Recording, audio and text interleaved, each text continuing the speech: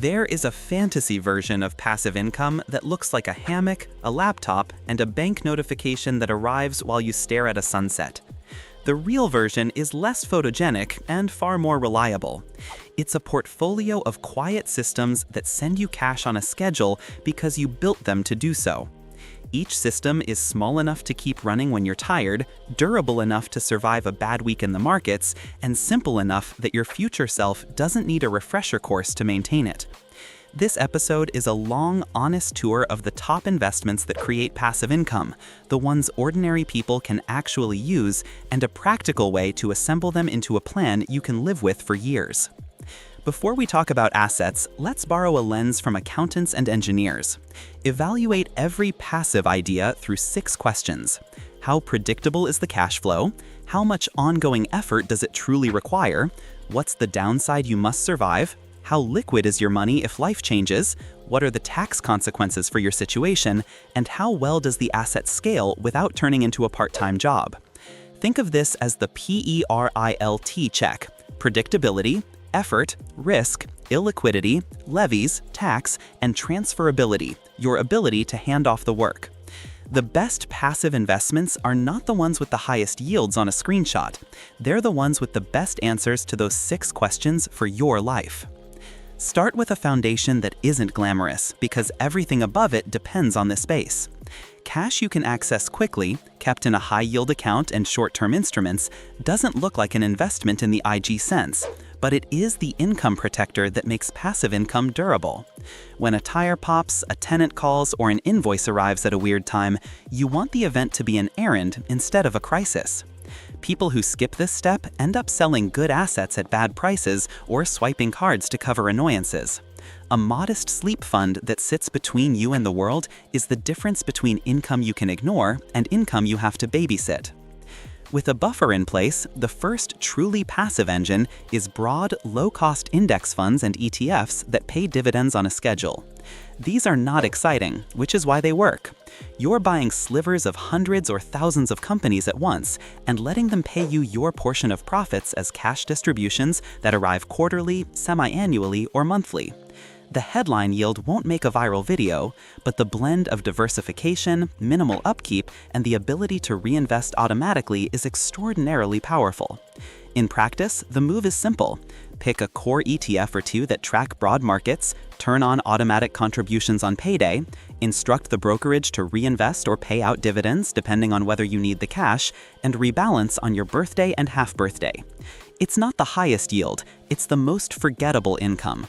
Money that shows up because your calendar told it to, not because you remembered to push buttons. A more targeted cousin is dividend growth investing, owning companies with long histories of increasing their payouts. The attraction isn't just today's yield, it's the raise you get without asking. A portfolio focused on quality, profitability, and sensible payout ratios can deliver a cash stream that climbs faster than inflation. But the trade-off is concentration and the need for occasional pruning when a company's story changes. The beginner-friendly way to access this theme is through dividend growth ETFs that apply rules across many names, letting the index do the pruning for you. If you prefer to pick individual companies, keep your process written down on one page. What qualifies as a buy, when you trim, when you exit, and how you'll avoid chasing yield at the expense of quality. The habit that makes this passive is obeying that page on loud days. Bonds are the next layer. They pay you for time and for lending your calm to institutions that need it. Treasury bills, notes, and high-quality corporate bonds send interest to your account at predictable intervals. A ladder, buying bonds that mature at staggered dates, creates a conveyor belt of cash that replaces itself as each rung matures. The attraction is predictability. The trade-off is usually a lower return than equities over long spans. For investors who want paycheck-like regularity from a portion of their money, a bond ladder built with government or investment-grade issuers is a calm, genuinely passive tool. The work happens up front. You pick the rungs, automate reinvestment, and then let the calendar do its job.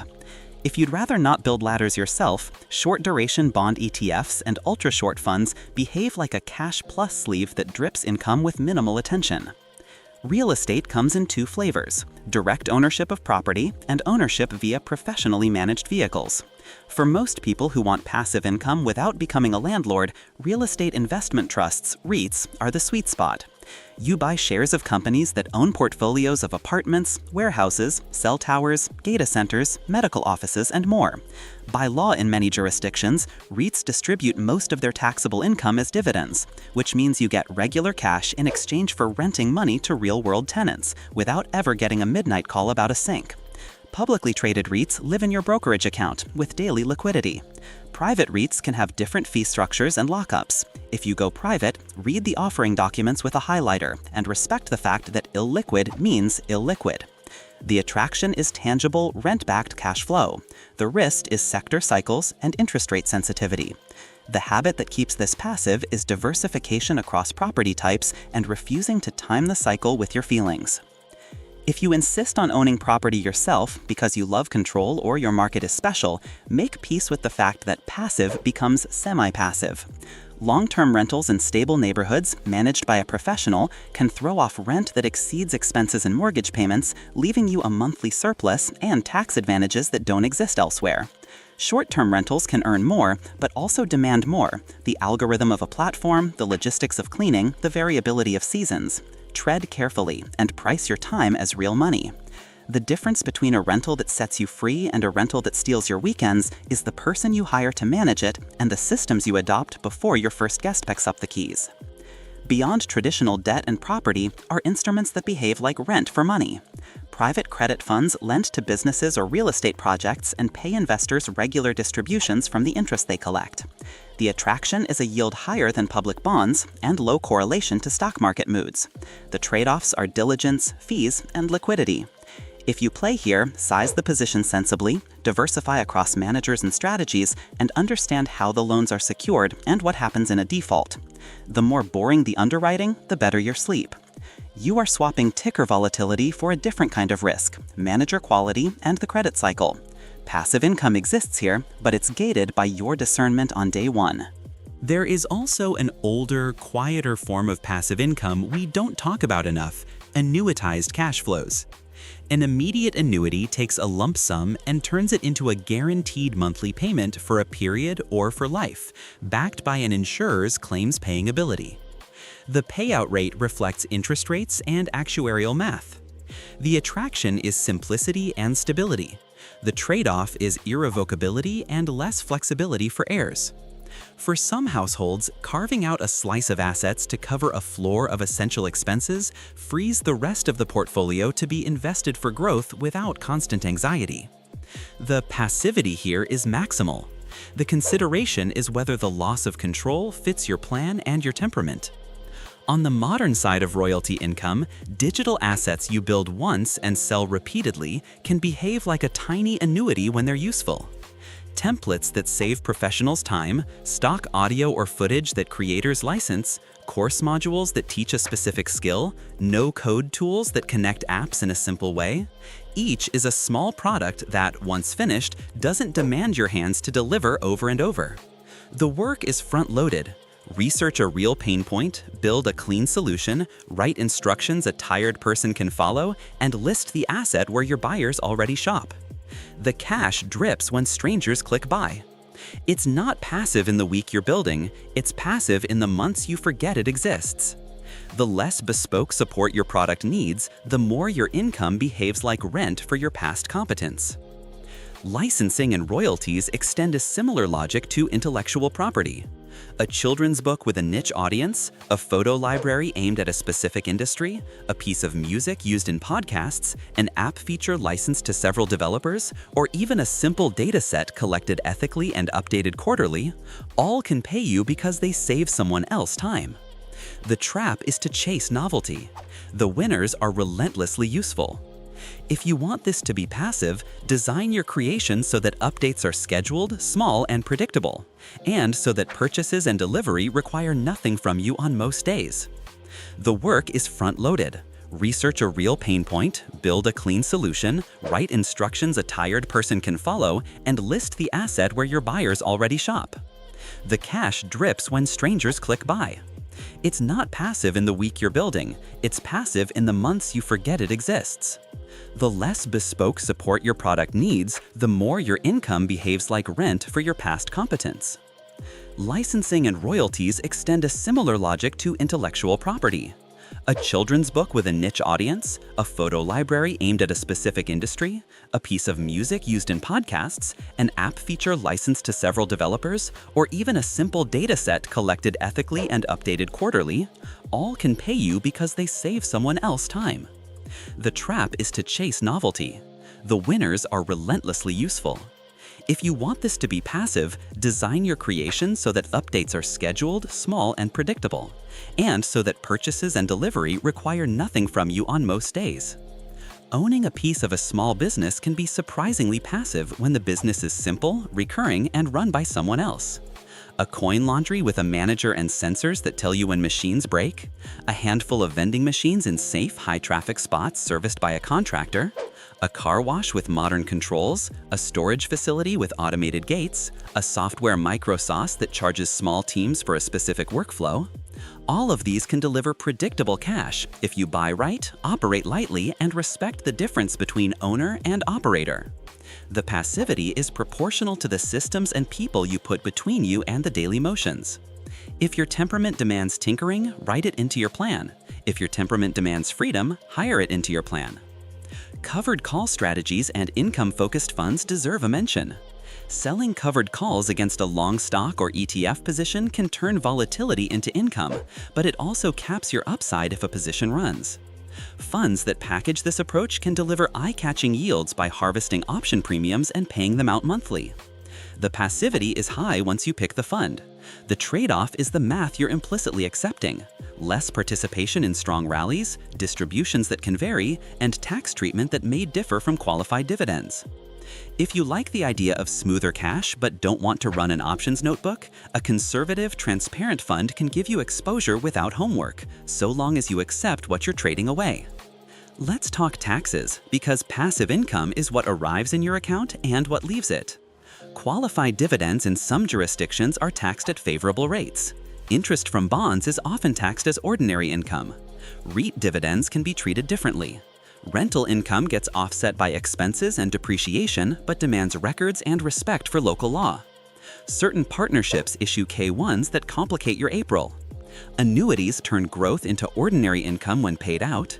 Digital sales might trigger VAT or sales tax obligations depending on your buyer's location. The passive path here is hygiene. Keep clean records, match accounts to assets sensibly. Income-heavy, higher turnover holdings often fit best in tax-advantaged accounts, while broad equity exposure can live in taxable accounts. And schedule one conversation a year with a competent professional before you make irreversible moves. Simplicity usually wins. Complexity rarely pays for itself unless the dollars are large and the advice is excellent. How do you turn this menu into a plate? Compose your income in layers. The floor is safety and short-term cash. The base is broad, low-cost equity funds that throw off modest dividends while growing. The income sleeve is bonds and bond funds that drip predictably. The real asset sleeve is REITs or a carefully chosen property if that fits your life. The optional sleeve is royalties and small businesses that print cash when you ignore them most of the time. The SPICE is a conservative options income fund or a private credit fund sized small enough that your sleep is unaffected if a manager stumbles. The chef's rule applies: quality over quantity. 2 or 3 engines you understand will beat a dozen you can't explain to a friend. Because we're building a life, not just a chart, we also need cadence. Passive income is a calendar problem disguised as an investment problem. Contributions leave on payday. Reviews happen quarterly. Rebalancing happens on your birthday and half-birthday. Fee audits happen annually. Insurance checks happen every other year. This rhythm is what keeps passive from turning into oops.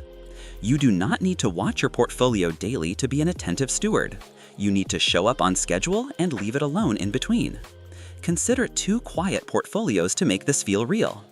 A 32-year-old teacher wants income later more than now.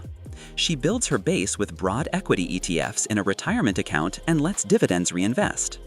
In a taxable account, she adds a small sleeve of dividend growth exposure and a REIT fund. For balance, she keeps a short-term bond ETF in a separate account labeled 3 years and sooner. She also releases one digital product each quarter, a lesson plan pack, and lists it on a marketplace teachers already use.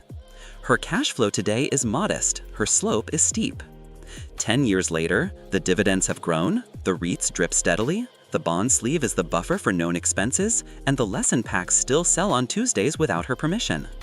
She never became a landlord, she became reliable to herself. A 46-year-old technician with a family wants income now. He pays himself a fixed salary from his business revenue and routes it through a staging account that funds bills, a safety cushion, investments, and a weekly card. In taxable, he holds a ladder of treasuries maturing every 3 months and a conservative, transparent covered call ETF that pays monthly. In retirement accounts, he holds broad equity funds and a REIT fund. He owns a small stake in a local storage facility operated by a friend he trusts and a coin laundry managed by a pro, with alerts on his phone for maintenance and cash pickups he doesn't perform. The cash drips on a schedule that lines up with his mortgage and school fees. He keeps records with the tidiness of someone who anticipates an audit and buys back 2 evenings a week by hiring out chores.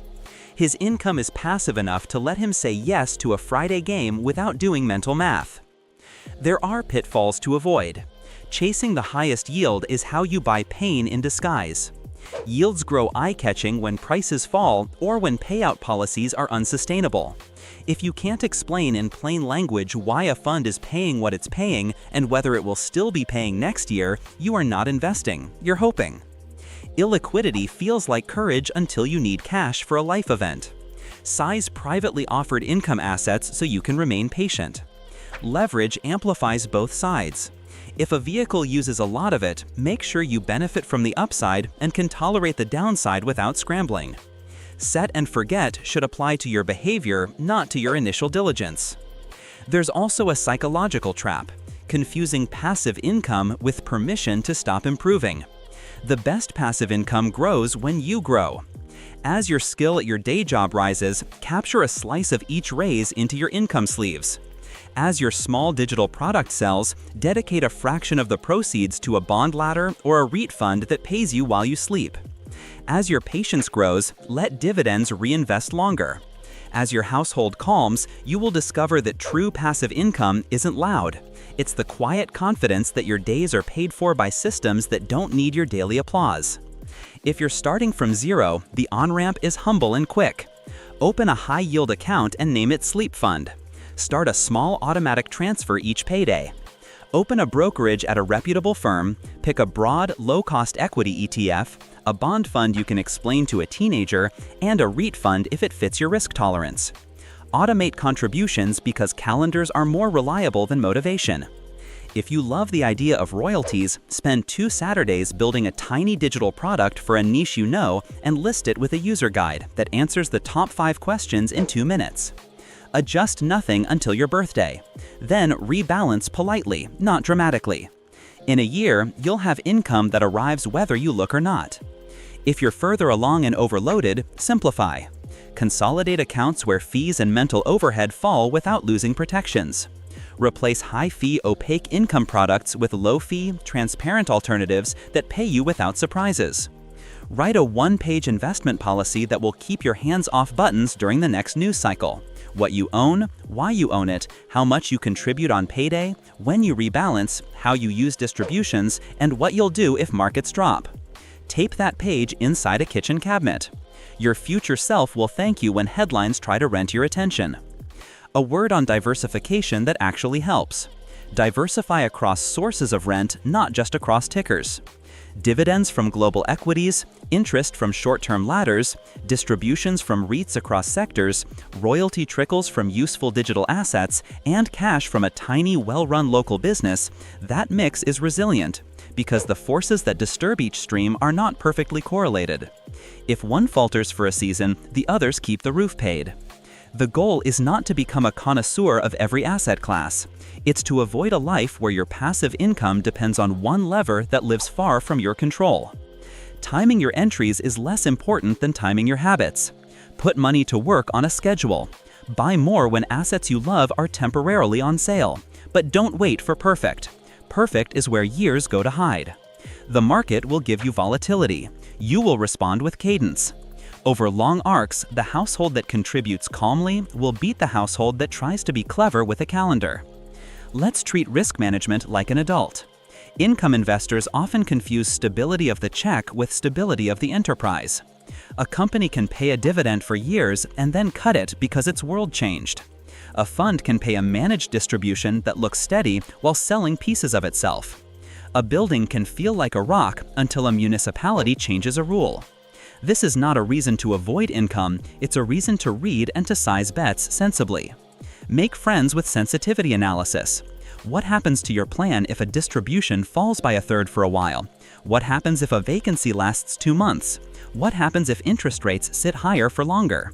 The difference between a scare and a scar is usually position size. For people in high tax brackets or with specialized needs, design matters even more. Hold REITs and bond funds in accounts that shelter ordinary income if your jurisdiction allows. Keep broad equities in taxable accounts, where favorable treatment may apply. And coordinate across a household so partners aren't duplicating risk. If you own a business, talk to a pro about whether your retirement plan choices can shelter more of your income while paying you later. If you're self-employed, treat estimated taxes as a first distribution and pay them with the same calm cadence you apply to investing. The quickest way to kill passive income is to let the tax calendar surprise you. Let's close with a simple monthly script you can follow without charts. On payday, contributions leave your checking and follow their lanes: bills, safety, investments, and the weekly card. Dividends and interest that hit your brokerage go where your policy says. Reinvest until a certain goal, then direct a slice to checking if income is the point. Once a quarter, you read a one-page summary of each fund or vehicle you own. If you can't summarize what it does and how it pays you in a paragraph a tired friend would understand, you reconsider owning it. Twice a year, you rebalance gently back to your targets. Once a year, you audit fees and simplify. That's the cadence that turns passive from a promise into a personality trait. Passive income is not an escape from work. It's a reallocation of your best hours towards building systems that work when you don't. In the beginning, you'll spend a few calm Saturdays setting pieces on the board. Then you'll spend a few calm minutes a month keeping score. Eventually, you'll wake up, look at your calendar, and realize most of your day belongs to you because you taught your money to send you checks. It's not magic, it's adult design, and it's available to you starting with one automated contribution, one useful asset, and one page of rules you'll obey when the world gets noisy.